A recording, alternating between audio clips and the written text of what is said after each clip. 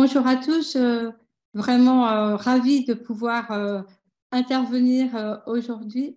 Donc, mince, je ne retrouve plus ma présentation.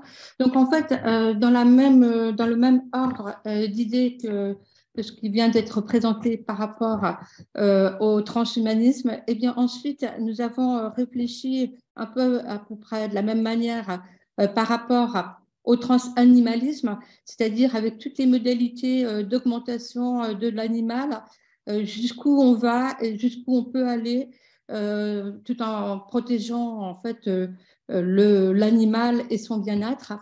Donc, on a eu aussi des intervenants de différentes spécialités ainsi que des intervenants de différents pays. Donc, c'était vraiment excessivement riche.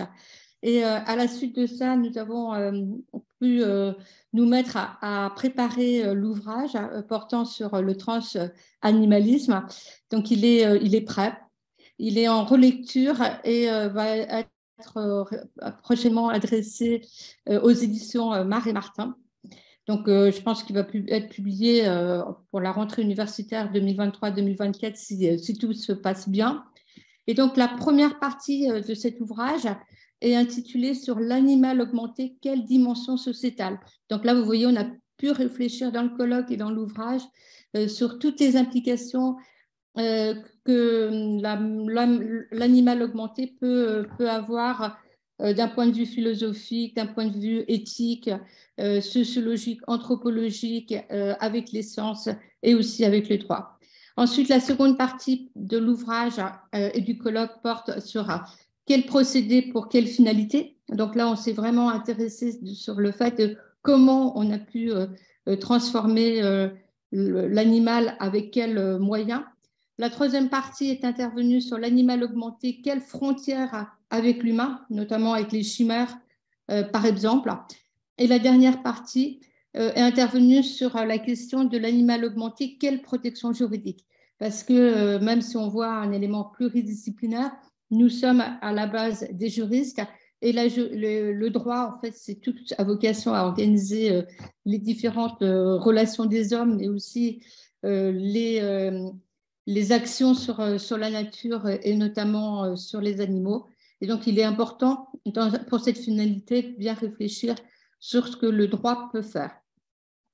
Alors, autant vous dire que ce colloque et cet ouvrage sont vraiment excessivement intéressants, puisqu'ils ouvrent vraiment le débat et la réflexion sur l'animal augmenté. Alors, je profite de cette introduction pour faire deux observations.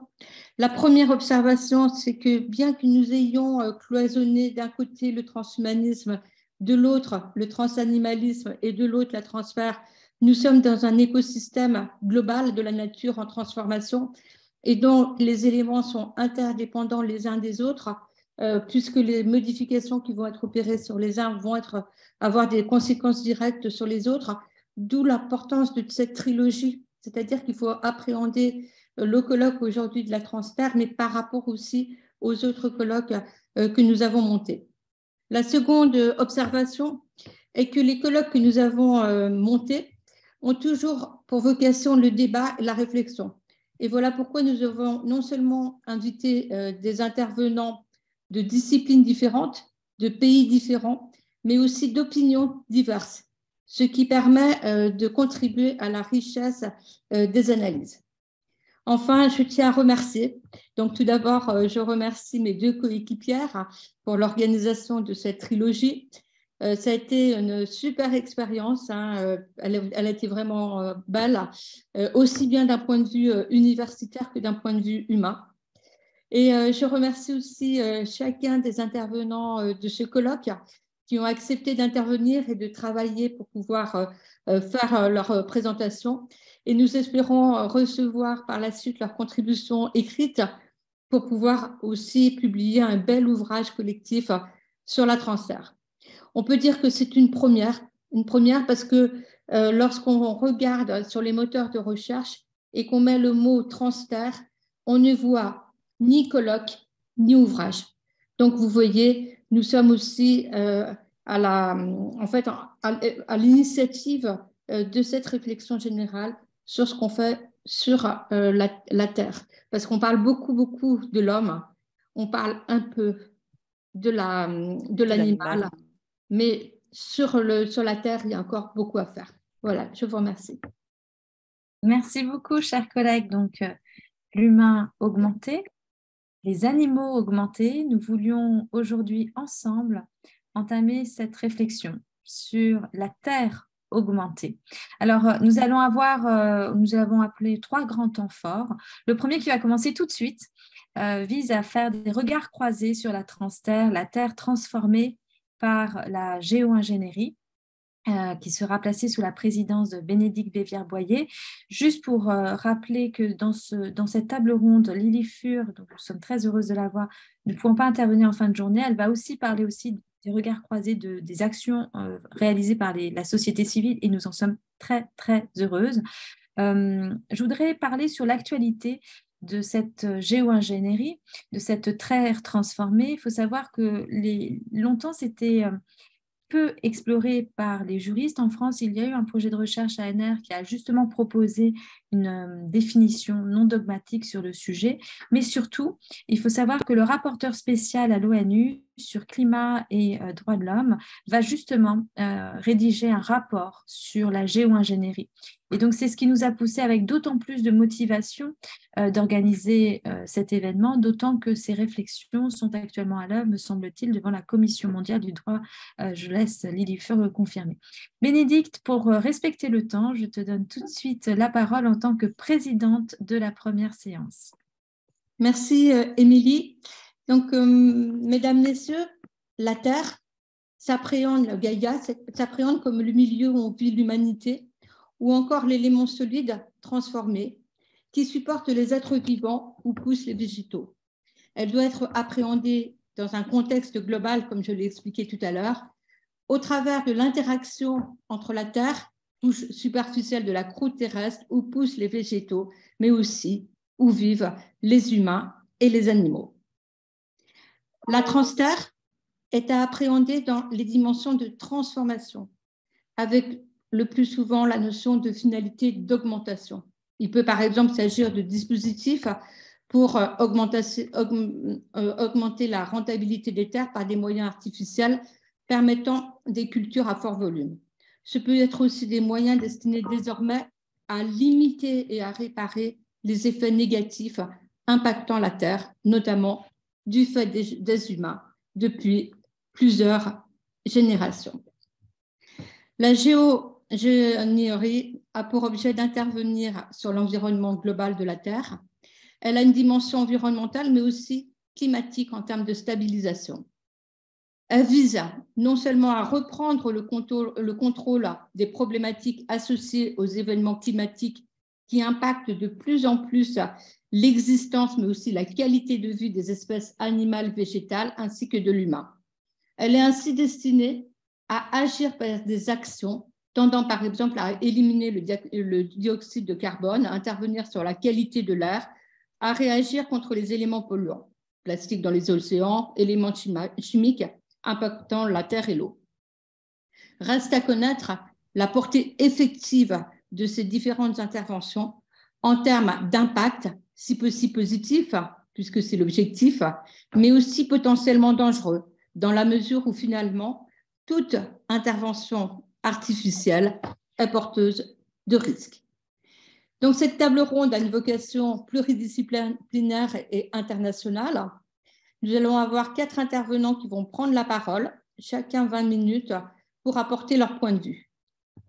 Le premier intervenant est Clive Hamilton, qui interviendra sur les réflexions historiques et éthiques sur la transterre. Clive Hamilton est un auteur australien et un intellectuel public. Il est professeur d'éthique publique à l'université Charterhouse de Canberra. Il a occupé divers postes universitaires en tant que professeur invité à Sciences Po, à l'université de Heidelberg, à l'université d'Oxford et à l'université de Hull.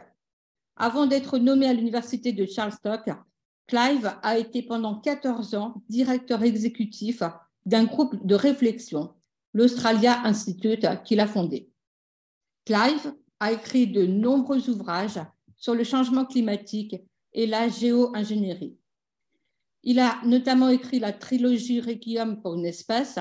Donc, par exemple, vous pouvez lire Le Seuil sous le titre Les apprentis sortis du climat. Donc, voilà, c'est publié au Seuil. Ou encore La Terre défiante, le destin des humains dans l'Anthropocène. Voilà, donc ces opinions sur divers aspects de la géo-ingénierie du changement climatique ont été publiées à la fois dans Nature, la prestigieuse revue New York Times scientifique. Ah, il y a un problème.